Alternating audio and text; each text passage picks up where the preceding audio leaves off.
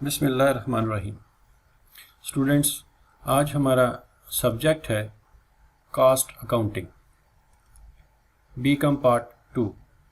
आज हम देखेंगे कि कॉस्ट अकाउंटिंग में वो कौन से इम्पोर्टेंट चैप्टर्स हैं जिनको तैयार करना बहुत ज़रूरी है ताकि पेपर में अच्छे नंबर हासिल किए जा सके। तो आइए सबसे पहले इनके चैप्टर्स पे एक नज़र डालते हैं। तो सबसे पहला जो चैप्टर है हमारे पास वो है कॉस्ट अकाउंटिंग।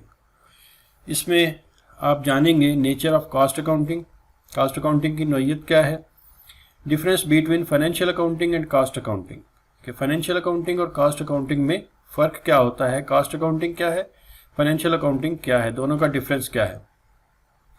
इसके बाद जो चैप्टर है वो है classification and concepts of cost, कि कॉस्ट यानी किसी चीज़ की जो लागत है वो उसकी क्या नज़रियात हैं, कॉन्सेप्ट्स क्या हैं, उसको कैसे क्लासीफाई किया जाता है। इसमें आप देखेंगे कि manufacturing and non manufacturing cost कौन कौन सी होती है, डायरेक्ट एंड इनडायरेक्ट कॉस्ट क्या है, फिक्स्ड एंड वेरिएबल कॉस्ट क्या है, यानी सब कुछ कॉस्ट के मुतल्लिक होगा कि कॉस्ट के कॉन्सेप्ट्स क्या क्या हैं। फिर आता है कंट्रोलेबल एंड अनकंट्रोलेबल कॉस्ट, और फिर हमारे पास है सम अदर कॉस्ट कॉन्सेप्ट्स, कि इनके अलावा भी कुछ छोटी छोटी जो कॉन्सेप्ट्स हैं वो कौन से हैं, वो सब आप इस चैप्टर में देखेंगे। इसके बाद हमारे पास आता है कॉस्ट अकाउंटिंग सिस्टम।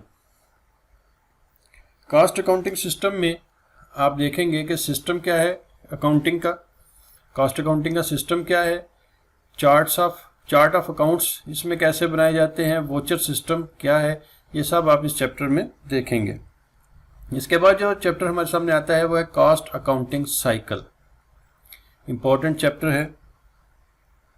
इसमें परपेचुअल इन्वेंट्री सिस्टम के मुतल्लिक आपको पता चलेगा, कॉस्ट अकाउंटिंग साइकिल क्या होता है, processing of cost and revenue ये क्या है, और फैक्ट्री लेजर्स क्या होते हैं, operation of general ledger and factory ledger, general ledger कैसे बनाया जाता है, फैक्ट्री लेजर कैसे बनते हैं, इनमें कॉस्ट को कैसे रिकॉर्ड किया जाता है, ये सब इसी चैप्टर में आएगा। इसके बाद जो अगला चैप्टर है हमारे पास वो है फाइनेंशियल स्टेटमेंट।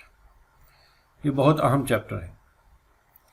इसमें आप इनकम स्टेटमेंट के मतलब जानेंगे, ये आपने पहले भी फाइनेंशियल अकाउंटिंग में भी इसको पढ़ा है, लेकिन अब ये कॉस्ट अकाउंटिंग में भी है कि इनकम स्टेटमेंट है क्या, किस तरीके से इसको बनाया जाता है। स्पेशली ये कॉस्ट के कॉन्सेप्ट के साथ यहाँ पे आपके सामने आएगी इनकम स्टेटमेंट। इसके बाद trial balance under perpetual inventory system, और फिर preparing operating system from incomplete data, अगर आपके पास डाटा कंप्लीट ना हो तो इससे आप अपनी इनकम स्टेटमेंट को कैसे कंप्लीट करेंगे, ये इस चैप्टर में आएगा। इसके बाद जो आता है वो है जॉब कॉस्टिंग। इसमें आपको पता चलेगा टाइप्स क्या होती हैं जॉब कॉस्टिंग की, जॉब ऑर्डर कॉस्टिंग क्या है, प्रोडक्शन ऑर्डर्स जो हैं वो क्या होते हैं, जॉब कॉस्ट शीट कैसे बनती है, और collection of data for job order costing, कैसे हम डाटा को कलेक्ट करते हैं, ये सब इस चैप्टर में होगा। इसके बाद इससे अगला चैप्टर जो है वो है प्रोसेस कॉस्टिंग का।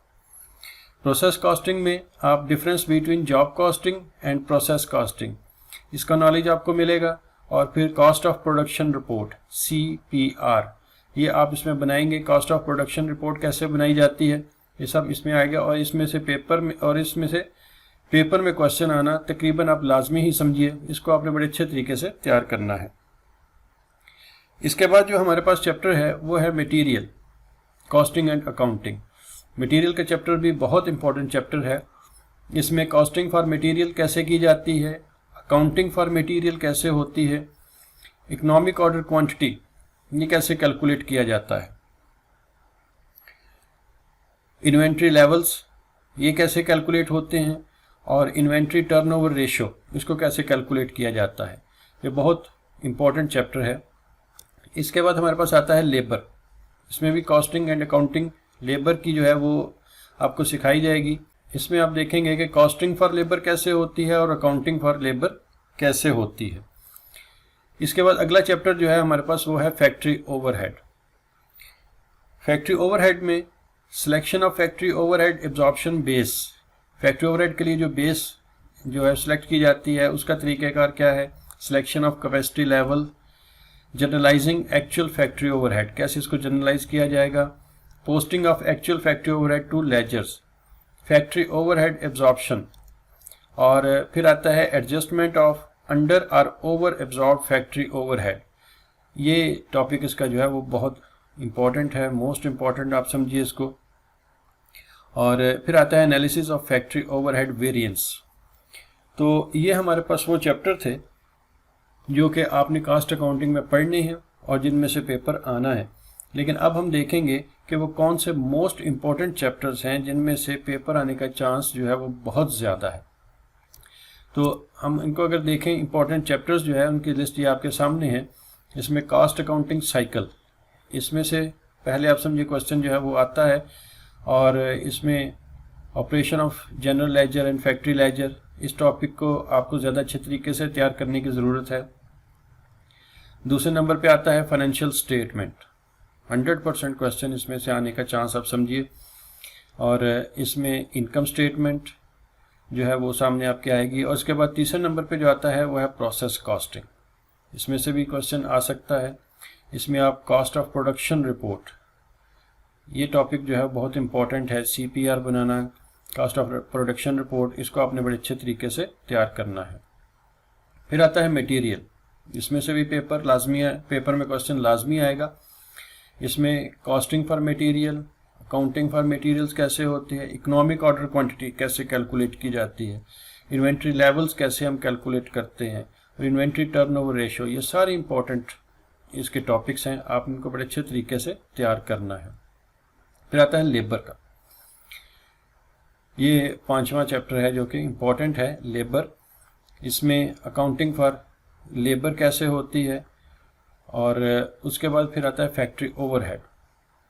फैक्ट्री ओवरहेड इसको भी आपने बड़ी प्रैक्टिस इस पे करनी है, बड़े अच्छे तरीके से आपने इसको तैयार करना है। इसमें समझिए कि लाजमी क्वेश्चन एक आपको मिलेगा, जिसमें selection of factory overhead absorption base है, फैक्ट्री ओवरहेड एब्जॉर्प्शन कैसे होता है, एडजस्टमेंट ऑफ अंडर और over absorb factory overhead, analysis of factory overhead variance. ये सारे टॉपिक जो हैं आपके पास इम्पॉर्टेंट है, आप इनको बड़े अच्छे तरीके से तैयार करना है। अगर आप इनको सबको अच्छे तरीके से तैयार कर लें, जितने चैप्टर्स मैंने आपको ये इंपॉर्टेंट बताए हैं, आप इनको अच्छे तरीके से तैयार कर लें, तो 90 to 100 मार्क्स आपके इस पेपर में आने के चांसेस बहुत रोशन हैं। आप इनको अच्छे तरीके से तैयार कीजिए।